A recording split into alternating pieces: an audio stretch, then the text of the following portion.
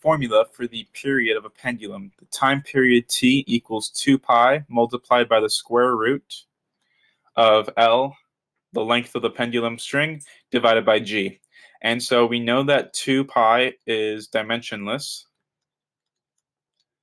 And so if it's dimensionless, of course, we are not going to account for it when dimensionally analyzing this formula here. So we can say the time t would, of course, be a time of t.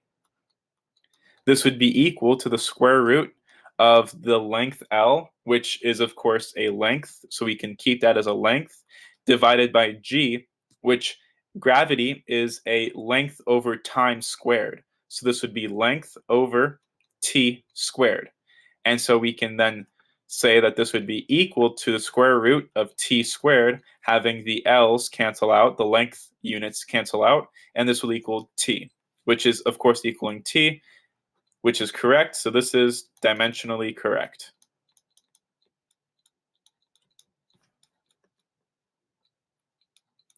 Because when you plug in the units for this square root here, you're ending up with a time unit, which is exactly the unit for the period of a pendulum or the period of any oscillation. That is the end of the solution. Thank you for watching.